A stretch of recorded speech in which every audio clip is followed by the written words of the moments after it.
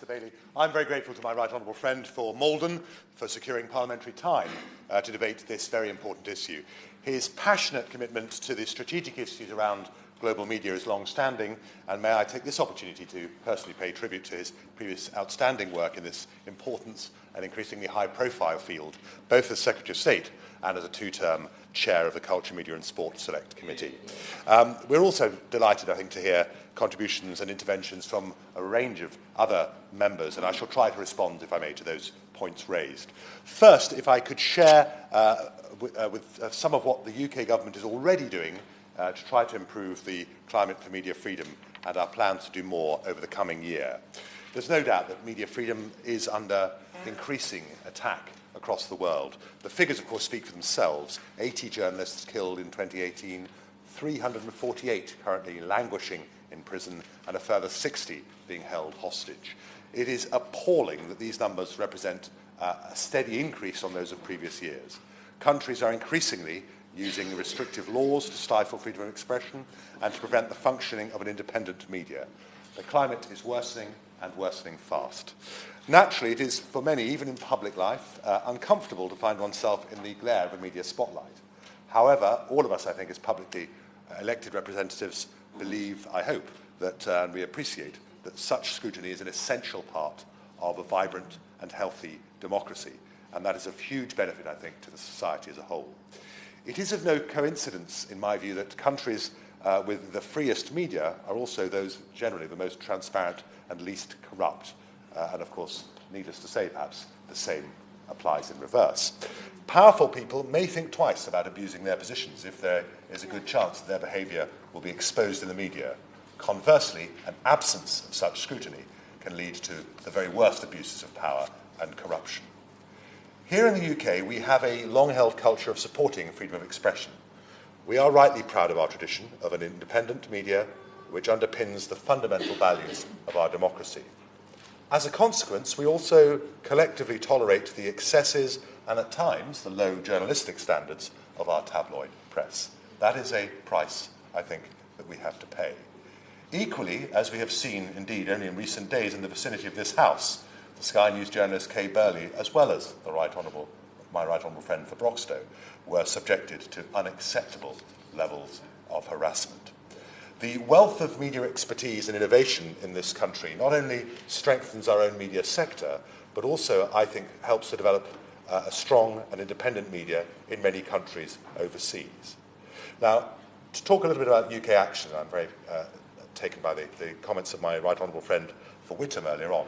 Let me reassure her that posts already overseas routinely lobby governments, often on a bilateral basis, wherever and whenever serious violations occur. My fellow Foreign Office ministers and I also raise these issues routinely with our counterparts and shall continue to do so whilst taking up individual cases personally, and I think it was a point brought up by my honourable friend for Wealdon as well. We promote freedom of expression and media freedom all over the world and routinely raise concerns with foreign governments about such serious violations.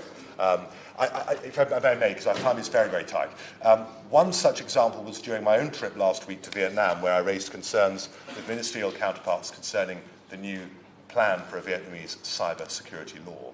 But I know this goes on literally in visits that ministers undertake across the globe.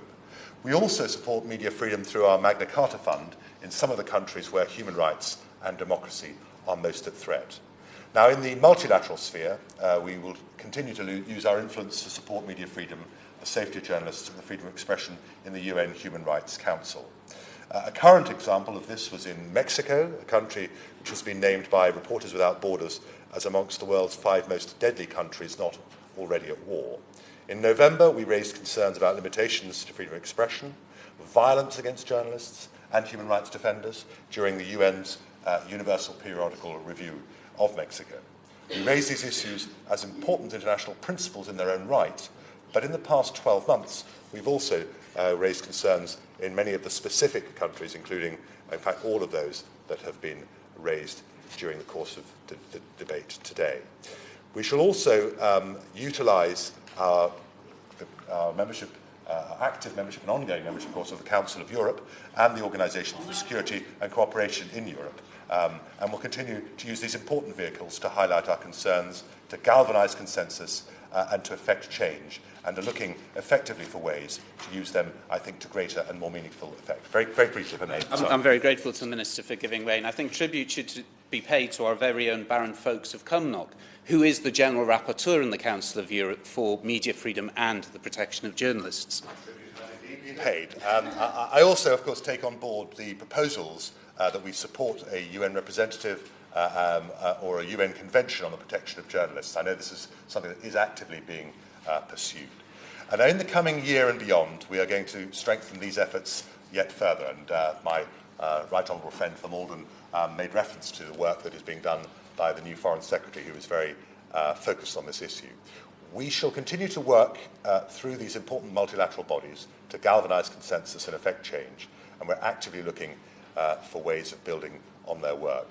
We'll also use our membership of like-minded groupings such as Freedom Online Coalition and the Community of Democracies to step up our efforts to specifically promote media freedom and the safety of journalists. And we shall continue to work with civil society and media organisations to ensure that we use the influencing power of government to good effect to complement and build on their own efforts. But I also reckon that it is so important that we ramp up that bilateral response. Countries with whom we have strong connections, whether through DFID or indeed in a range of other areas, and we will continue to work together in that regard. But we also have to recognise we can't do all of this work alone. That's why later this year we shall be hosting in London an international conference on media freedom. Our aim, I think, is to bring the issue to global attention, to promote the value and benefits of a free media and indeed a free internet to a wider audience, and to mobilise an international consensus behind the protection of journalists as the very obvious guardians of that freedom. A robust, free and vibrant and varied media landscape is also one of the best antidotes to hostile state disinformation. Like restrictions on the media, disinformation also requires a concerted response, and here too the UK feels that we are at the forefront of a growing international consensus on the need for action. At home, we're drawing, among other things, on the experience of our Nordic and Baltic partners, which means taking a whole-of-society approach on this matter, which involves, I think, working towards three key objectives in relation to disinformation. First, deterring the use of disinformation by exposing and disrupting the perpetrators. Secondly, increasing transparency and accountability online to make it more difficult and less rewarding to spread disinformation. And thirdly, making people more resilient through education and empowerment. And we're investing £100 million in this effort across the world, including, at the moment, £8.5 million in Central Europe and Central Asia alone. On a couple of specifics, if I may, that were raised by members. My honourable friend for Congleton, the Right Honourable Lady for Cunnan Valley, I think talked about Iran. The reports of the BBC staff in Iran being harassed and subjected to asset freezes and similar forms of mistreatment are indeed deeply worrying.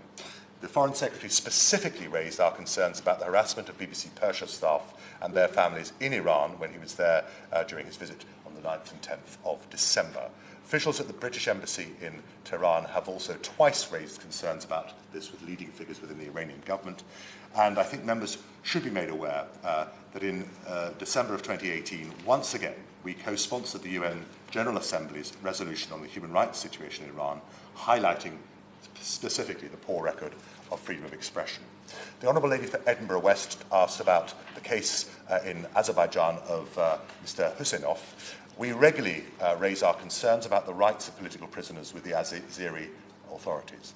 Over the past 2 years, we have attended a number of Mr. Husseinov's court hearings and have met with his lawyer, most recently on the 3rd of January this year. The UK will continue to follow this case closely and is considering next steps with our international partners. Mr. Bailey, if I may just conclude with this thought. A free press is the lifeblood of a healthy democracy because it holds the powerful to account, it helps to expose corruption and lack of integrity, and of course it is one of the best antidotes to disinformation.